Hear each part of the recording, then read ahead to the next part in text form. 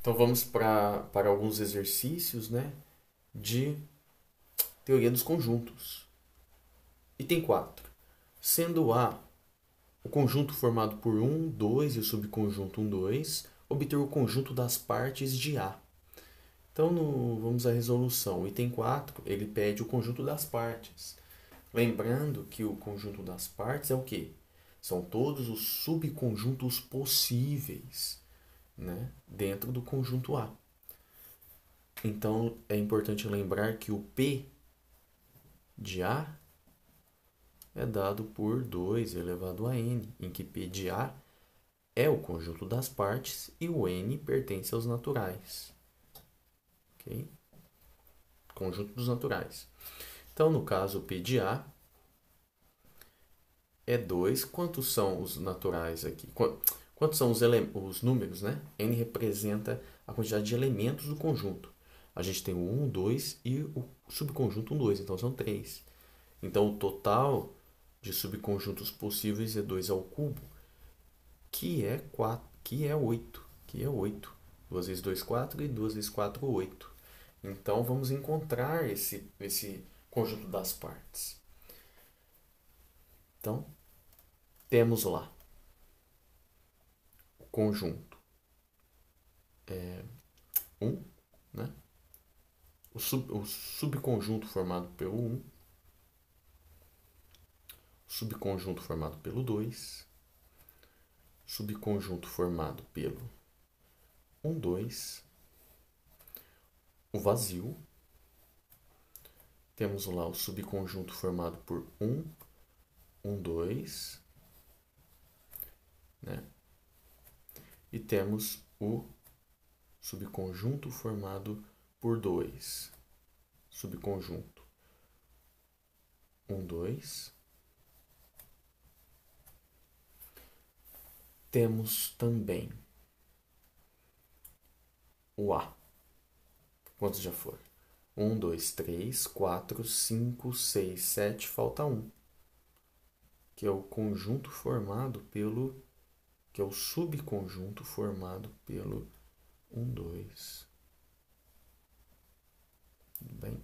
Então temos aqui, ó, 1, 2, 3, 4, 5, 6, 7, 8.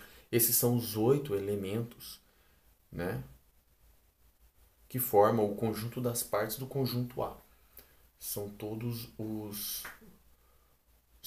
conjuntos, né? No caso, são todos os conjuntos que formam o conjunto das partes, ou seja, são todos os subconjuntos possíveis do conjunto A. 5. Qual o número de subconjuntos de 1, 2, 3, 4, 5? Quando ele pede o número de subconjuntos, é nada mais do que aplicar a fórmula P de A. O P de A é dado por... Vamos lá. P de A é dado por 2 elevado a n. E no caso, n é quanto? 1, 2, 3, 4. Perdão, é 1, 2, 3, 4, 5. São 5 elementos, né? 5 elementos, então é 2 elevado a 5. Que é 2 vezes 2 vezes 2 vezes 2 vezes 2. 2 vezes 2, 4. 2, 4, 8. 2 vezes 8, 16. E 2 vezes 16, 32. Então, as possibilidades de subconjunto são 32, bastante. Item 6. Dado o conjunto A, 0, 1, 2, 3, determinar o número de elementos de P de A. Então, ele quer encontrar a quantidade de elementos do P de A. Novamente, a gente aplica a regrinha, né? Do P de A é dado por 2 elevado a n, em que n é a quantidade de elementos. Quantos elementos tem o A? 1, 2, 3, 4. Então, é 2 elevado à quarta potência, que é 2 vezes 2 vezes 2 vezes 2. 2 vezes 2, 4. 2 vezes 4, 8. E 2 vezes 8, 16. Né? Então, agora vamos para o último, 7. A e B são dois conjuntos não vazios, de modo que A está contido em B. Então, qual a alternativa correta? Então, aqui eu fiz o conjunto B e fiz o conjunto A dentro do conjunto B, conforme estava a situação. O item aqui, ó, o primeiro, é o item A. Sempre existe x com x pertencente a A e tal que x pertence a B. Sempre vai existir? Parece que sim, né?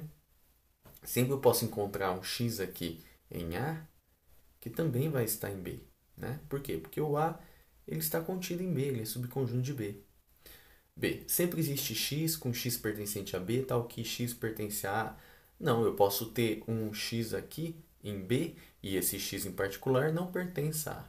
Não pertence a A, né? Eu vou chamar esse de x1 e esse de x2. Pronto. Então é falso essa alternativa. C.